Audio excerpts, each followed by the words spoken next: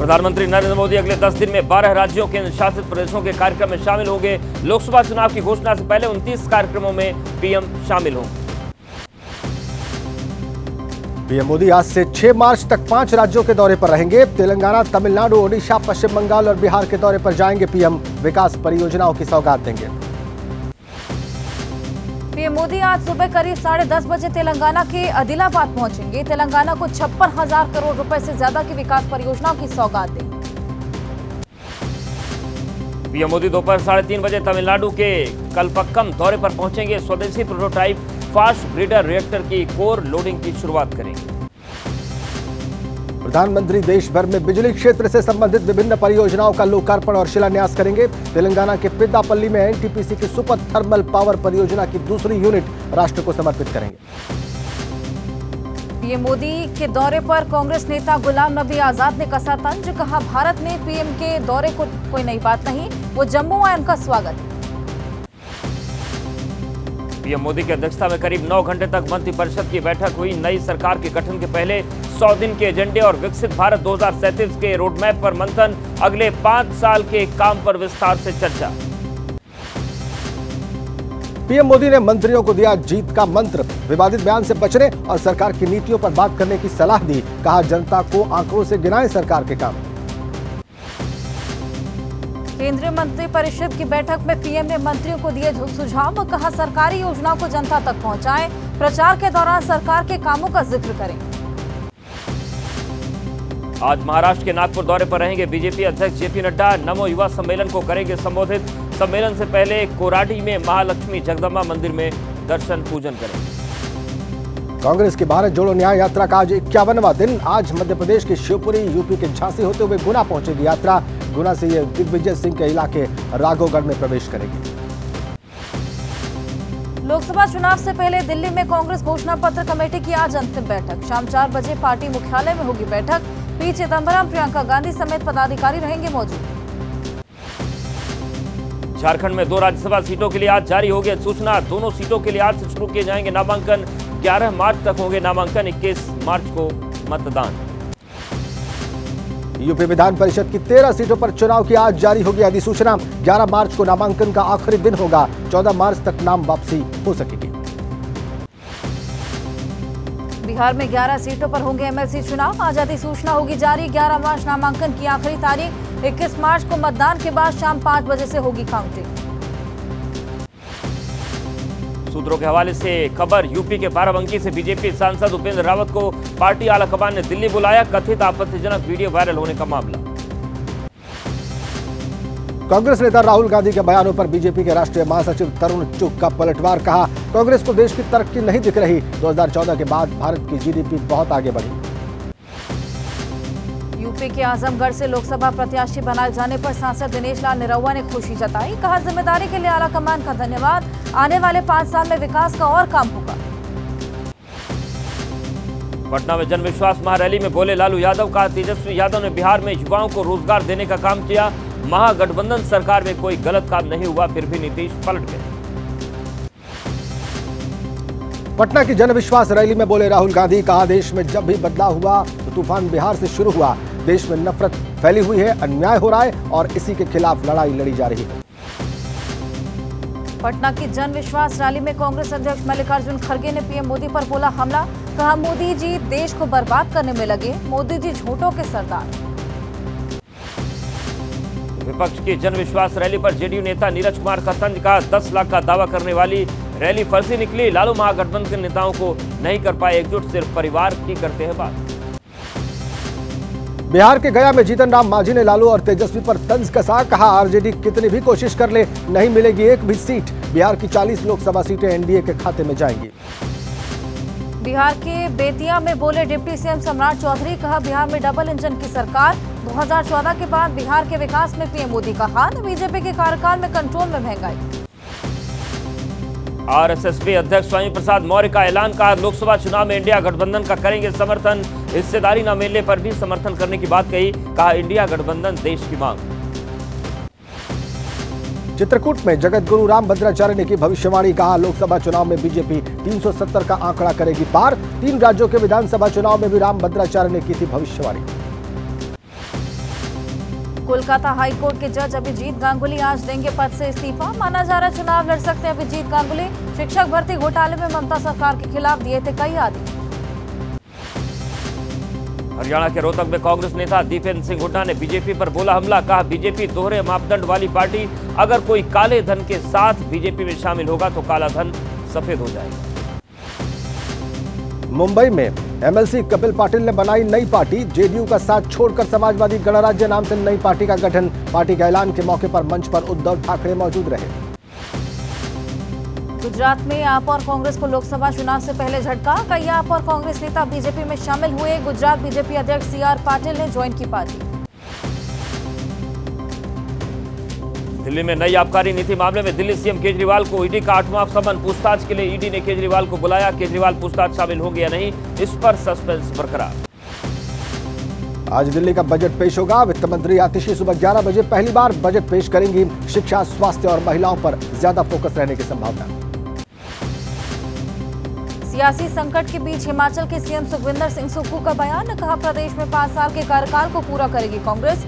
Mining पर नकेल कसने पर कुछ विधायक हुए बागी। हिमाचल में सियासी संकट के बीच जयराम ठाकुर का बयान। का हालातों से लग रहा है कि कांग्रेस का सत्ता में रहने का कोई नैतिक अधिकार नहीं। मध्य प्रदेश के सीएम मोहन यादव और उनके मंत्रिपरिषद के सदस्य आज अयोध्या में राम मंदिर में करेंगे रामलला के दर्शन। अयोध्या जाने से पहले मोहन कैबिनेट की होगी बैठक। प्रयागराज के रामानुज पीठ के जगत गुरु स्वामी वासुदेवाचार्य की प्रधानमंत्री से गुहार। पत्र लिखकर अयोध्या में विरासत से जुड़े भवन और प्राण प्रतिष्ठा मंदिरों को ध्वस्त न करने की अपील। आज चंडीगढ़ नगर निगम के सीनियर डिप्टी मेयर और डिप्टी मेयर के पद पर होगा चुनाव। चुनाव में बीजेपी और इंडिया गठबंधन के बीच लड़ाई। दोनों ने पुराने चेहरों पर दांव लगाया। संदेश खाली की पीड़ितों से मुलाकात पर फैक्ट फाइंडिंग समिति की सदस्य भावना बजाज का बयान। कहा पीड़ित महिलाओं की शिकायत पुलिस नहीं सुनती, इसलिए वो पुलिस के पास शिकायत करने नहीं जाती। दिल्ली में केंद्रीय मंत्री निर्मला सीतारमण आज जीएसटी प्रवर्तन प्रमुखों के सम्मेलन का उद्घाटन करेंगी। सम्मेलन में टैक्स चोरी रोकने के उपायों पर चर्चा होगी। रक्षा मंत्री राजनाथ सिंह डेव कनेक्ट 2024 का आज उद्घाटन करेंगे। स्वदेशी रक्षा नवाचार को प्रोत्साहित कर सुरक्षा चुनौती से निपटने के लिए डेव कनेक्ट का आयोजन। दिल्ली में केंद्रीय मंत्री स्मृति ईरानी ने हज गाइड 2024 किया जारी। साथ ही हज सुविधा मोबाइल ऐप को लॉन्च किया। कहा हज यात्रा में बेहतर सुविधाएं सरकार की जिम्मेदारी। यूपी के आजमगढ़ में एयरपोर्ट के निर्माण कार्य का सीएम योगी ने निरीक्षण किया। अधिकारियों को जल्द निर्माण पूरा कराने के निर्देश दिए। 10 मार्च को पीएम मोदी एयरपोर्ट का उद्घाटन करेंगे। एमपीएमएलए के विशेषाधिकार से जुड़ा मामला सुप्रीम कोर्ट की संविधान बेंच आज सुना सकती है फैसला। पिछले साल 5 अक्टूबर को सुप्रीम कोर्ट ने सुरक्षित रखा था फैसला।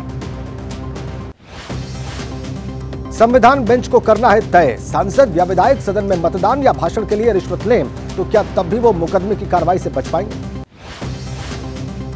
आईएएस कृष्णैया हत्याकांड के दोषी आनंद मोहन की रिहाई का मामला। याचिका पर सुप्रीम कोर्ट सुनवाई करेगा। कृष्णैया की पत्नी ने रिहाई का आदेश रद्द करने की मांग की थी। सवाल अब उत्तर प्रदेश के कन्नौज में बीएसए ऑफिस में हुई एंटी करप्शन टीम की कार्रवाई। सीसीटीवी में बाबू के ऊपर पैसे फेंकते नजर आ रहे कुछ लोग। पैसे फेंकने के बाद करते हैं क्लर्क की पिटाई। बेंगलुरु के कैफे में हुए ब्लास्ट का मामला। कर्नाटक के गृह मंत्री जी परमेश्वर बोले माहौल बिगाड़ने के लिए ब्लास्ट करने की आशंका। पुलिस और सुरक्षा एजेंसियां कर रही जांच। पश्चिम बंगाल के मुर्शिदाबाद में बैग के अंदर मिले सॉकेट बम। पश्चिम बंगाल के बीरभूम जिले की घटना। दुमका में स्पेन की महिला से दरिंदगी मामले में 3 आरोपी गिरफ्तार। महिला की शिकायत पर हंसडीह थाना में दर्ज की गई थी गैंगरेप की एफआईआर। कोर्ट में पेशी के बाद भेजा गया जेल। जालंधर में पुलिस के हत्थे चढ़े अंतर्राष्ट्रीय ड्रग तस्कर गिरोह। 5 किलो अफीम के साथ 3 लोग गिरफ्तार। अफीम को कुरियर के जरिए भेजा था पंजाब। कानपुर में बच्चे का अपहरण की साजिश में खुलासा। बहन के बच्चे की ख्वाहिश पूरी करने के लिए एक युवक ने चुरा लिया दूसरे का बच्चा। 2 लोग गिरफ्तार, बच्चा भी बराबर। फरीदाबाद में टीटीई पर लगा आरोप। चलती ट्रेन से महिला को बाहर फेंका। महिला को गंभीर चोटें लगीं। गलती से झेलम एक्सप्रेस के एसी कोच में चढ़ गई थी महिला। जम्मू का रहने वाला एक नौसैनिक लापता। परिजनों ने सीबीआई जांच की मांग की। परिवार के लोगों ने नौसेना पर लगाया सही जानकारी न देने का आरोप। पिछले 6 दिन से नहीं लगा साहिल वर्मा का सुराग। कोची से 25 फरवरी को रवाना हुआ था शिप। साहिल को आखिरी बार 25 फरवरी को शिप पर देखा गया था। यूपी के फिरोजाबाद में युवती ने पंखे से लटक कर फांसी लगाई। पुलिस कांस्टेबल परीक्षा लीक होने के बाद से परेशान थी युवती। सरकारी नौकरी न मिलने की वजह से सुसाइड की आशंका। राजस्थान के जयपुर में 22 महीने के हृदयांश को बचाने की मुहिम। गंभीर बीमारी से पीड़ित है बच्चा। इलाज के लिए चाहिए करीब 17.5 करोड़ रुपए। किसानों ने 10 मार्च को किया रेल रोको आंदोलन का ऐलान। 10 मार्च को 4 घंटे के लिए रेल मार्ग बाधित करने की कोशिश होगी। आंदोलन में देश भर के किसानों के शामिल होने को कहा गया। शंभू बॉर्डर से किसान नेताओं का बयान। 6 मार्च से दिल्ली चलो आंदोलन का ऐलान। किसान नेताओं ने देश भर के किसानों से की 6 मार्च को दिल्ली पहुंचने की अपील। ग्रेटर नोएडा वेस्ट स्थित ब्लू सफायर मॉल में दर्दनाक हादसा। मॉल की 5वीं मंजिल से गिरे लोहे की ग्रिल। गाजियाबाद के रहने वाले 2 युवकों की मौत हुई। ब्लू सफायर मॉल में हुए हादसे को लेकर लापरवाही का आरोप। दुकानदारों ने मॉल प्रबंधन से कही थी मेंटेनेंस कराने की बात। प्रबंधन के लोगों ने अनसुनी की। गाजियाबाद में पैकेजिंग करने वाली कंपनी में लगी आग। साहिबाबाद क्षेत्र के मोहन नगर साइट 4 का मामला। फायर ब्रिगेड की 11 गाड़ियों की मदद से आग बुझ पाई।